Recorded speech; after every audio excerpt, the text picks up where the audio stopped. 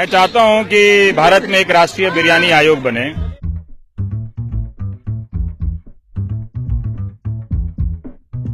तो ये इस हम दौर में तो आ गए हैं दोस्त कि हम खान पान को इसलिए विवाद में ला रहे हैं। मकसद एक ही है, कभी हम इलाका को लाते हैं, कभी हम भाषा को लाते हैं। मकसद ये है कि लगातार ये प्रक्रिया चले। ये इसलिए किया जा रहा है कि लगातार वो जो कम्युनलाइजेशन जिसे आप कहते हैं, सांप्रदायिकरण, उसकी प्रक्रिया चलती रहे और आपका ध्यान बुनियादी सवालों की तरफ ना जाए। क्योंकि सरकार ने अपने बाकी सारे काम पूरे कर लिए हैं, सभी लोगों को रोजगार हो गया है, सभी के पेंशन की व्यवस्था हो गई है, सभी को अस्पताल और सरकारी स्कूलों में अच्छी शिक्षा की व्यवस्था हो गई। अब जब सारा काम हो गया है तो आदमी क्या करेगा? खाने पीने की ही बात करेगा। तो जब सारा काम हो गया है तो खाने पीने की सरकारें बात कर रही हैं।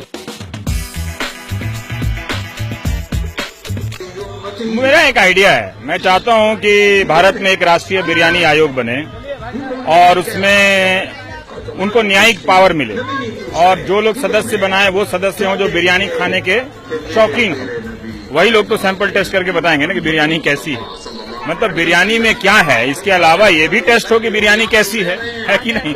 एक फरमान जारी किया जाएगी, इससे खराब बिरयानी बनेगी तो 3 महीने की कैद मुकर्रर की जाएगी, है ना। बहुत सारे हिंदू समाज का भी एक बड़ा तबका खाता रहा है। आप पूरा दलित साहित्य पढ़िए, आप पढ़िए उसमें क्या लिखा हुआ है। कांचा इलाइया को पढ़िए, वो क्या कहते हैं। तो ये एक बहस है, पर ठीक है, बहुत जगह लोग नहीं खाते हैं। बहुत जगह लोग खाने का संबंध जितना स्वाद से नहीं, उससे कहीं ज्यादा गरीबी से है ना। तो ये दौर अच्छा नहीं है दोस्त कि ये बात नहीं होनी चाहिए। और अच्छी बात है कि प्रधानमंत्री ने गौ रक्षक वालों में बढ़िया बोला, उन्होंने बिल्कुल बढ़िया ही बोला। और साथ में उन्होंने उसके बाद होम मिनिस्ट्री ने फॉलो अप किया कि हर राज्यों को निर्देश दिया कि भाई आप कार्रवाई करें। और महाराष्ट्र सरकार ने बकरीद के मौके पर ये भी दिया है। लेकिन दूसरी तरफ अब भी ये प्रक्रिया नहीं थमी है कि आप मेवात के गरीब लोगों के बर्तन से आप बिरयानी उठा कर ले जा रहे हैं सैंपल टेस्ट करने के लिए। अच्छा नहीं है कि इस तरह से।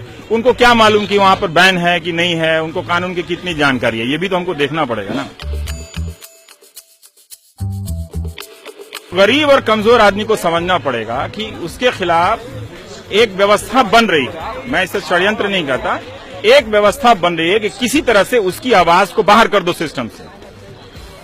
और 4 लोग धर्म के नाम पे, देश के नाम पे, राष्ट्रवाद के नाम पे बोलेंगे, दोनों तरफ से बोलेंगे और माहौल को गरमाएंगे।